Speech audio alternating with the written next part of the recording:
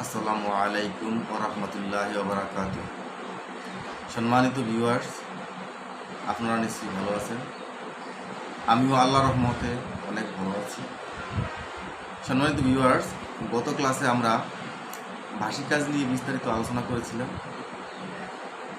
যারা সেই ভিডিওটি মিস করেছেন আপনারা ভিডিওটি দেখে নিতে পারেন, তাহলে আপনাদের অনেক উপকারে আসবে। তো আজকে আমি ভাষা দক্ষতা উন্নয়নে ভাষিক কাজ এই বিষয়টি নিয়ে আলোচনা করব।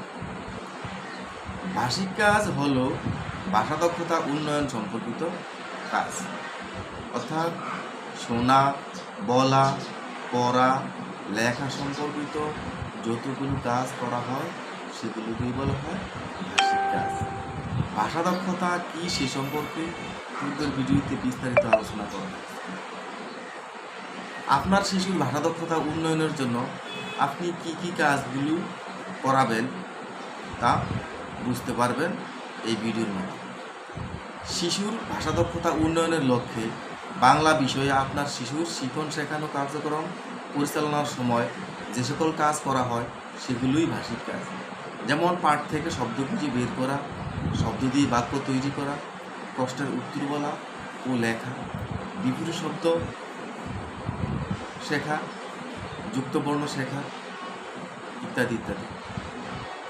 আমরা যদি আরও সহজ ভাষায় বলি তা হলো প্রথম শ্রেণী থেকে পঞ্চম শ্রেণীর বাংলা বইয়ের অনুশীলনী বা পাঠশিকিতে যে সকল কাজ দেওয়া আছে সে সকল কাজগুলোকেই আমরা ভাষিক কাজ বলতে পারি।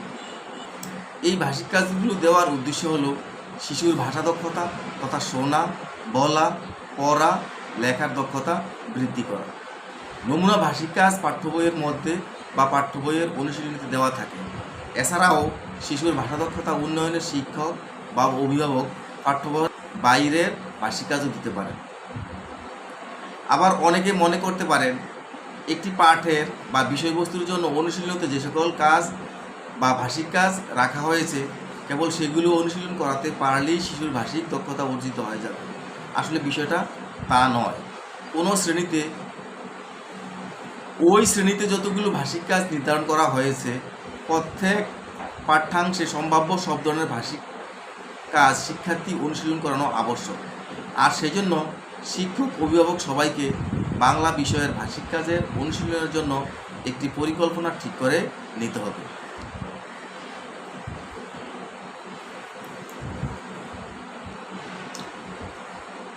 তাহলে নিশ্চয়ই ভাষিক কাজের গুরুত্ব আছে। আসুন আমরা দেখে নিই ভাষিক কাজের কী কী গুরুত্ব আছে।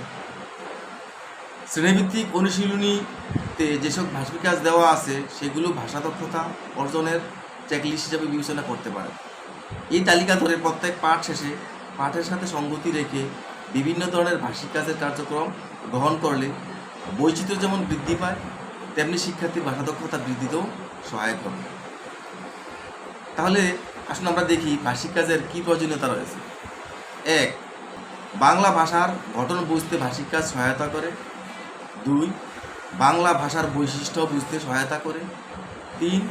বাংলা ব্যাকরণের নিয়ম রীতিগুলোর অনানুষ্ঠানিক প্রয়োগ অনুশীলনের সুযোগ সৃষ্টি হয়। 4. মুখস্থ নির্ভর ব্যাকরণ চর্চাকে নিরুৎসাহিত করে। 5. ব্যাকরণের তাত্ত্বিক জ্ঞানের পরিবর্তে ব্যবহারিক জ্ঞানের দিকে উৎসাহিত করে। 6. উদাহরণ সহযোগে বারবার অনুশীলনের মাধ্যমে ভাষা ব্যবহারের দিকের গুরুত্ব বাড়ানো হয়। 7. ভাষা ব্যবহারে শিক্ষার্থীর সৃজনশীলতাকে কাজে লাগানো। এখন শিক্ষার্থীর ভাষা দক্ষতা উন্নয়নে ভাষিক কাজ করাতে গিয়ে শিক্ষক এবং অভিভাবকের করণীয়। শিক্ষক এবং অভিভাবকগণ শুধুমাত্র অনুশীলনী বা পাঠশিকিতে যে সমস্ত ভাষিক কাজ আছে সেগুলি করালেই হবে না,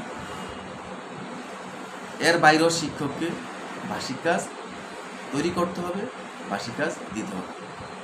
আবার কোনো শিক্ষক অভিভাবক যদি মনে করেন যে একটা অনুশীলনী বা পাঠশিকিতে যে সমস্ত ভাষিক কাজ রয়েছে এগুলো করালেই হবে, আর কোনো অন্য কোনো অনুশীলনী বা পাঠশিকিতে যে ভাষিক কাজ আছে সেগুলো করানোর দরকার নেই। আসলে বিষয়টা তা নয়। একটা পাঠশিকিতে কিন্তু সবগুলো ভাষিক কাজ দেওয়া হয় না। বা দেওয়া থাকে না। যেমন কোনো পাঠশিক্ষিতের প্রথমে যদি যুক্তবর্ণ থাকে, তাহলে দ্বিতীয় পাঠশিক্ষিতে হয়তো যুক্তবর্ণ নাও থাকতে পারে, তৃতীয় পাঠশিক্ষিতে আবার যুক্তবর্ণ থাকবে। আবার এটাও খেয়াল রাখবেন, প্রথম পাঠে যে যুক্তবর্ণগুলো দেওয়া হয়েছে, পরবর্তী পাঠে কিন্তু সেই যুক্তবর্ণগুলো রিপিট করা হয় না, নতুন নতুন যুক্তবর্ণ রিপিট করা হয়। অর্থাৎ আমি বলতে চাচ্ছি যে একটা বইয়ের মধ্যে যতগুলো পাঠশিখি আছে, প্রত্যেকটা পাঠশিখির যে বার্ষিক কাজগুলো আছে, সেই কাজগুলো শিক্ষার্থীদেরকে প্রচুর পরিমাণে অনুশীলন করাতে হবে। তাহলে শিক্ষার্থীর ভাষা দক্ষতা, শোনা, বলা, পড়া, লেখা দক্ষতা অর্জিত হবে। সম্মানিত ভিউয়ার্স, এবার আপনাদের কাছে আমার প্রশ্ন, শিক্ষক অভিভাবক কি শুধুমাত্র অনুশীলনী বা পাঠশিক্ষিতে যে ভাষিক কাজগুলো রয়েছে সেগুলোই করাবেন, নাকি এর বাইরেও ভাষিক কাজ দিতে পারে? কমেন্ট বক্সে লিখে জানাবেন। ধন্যবাদ সবাইকে।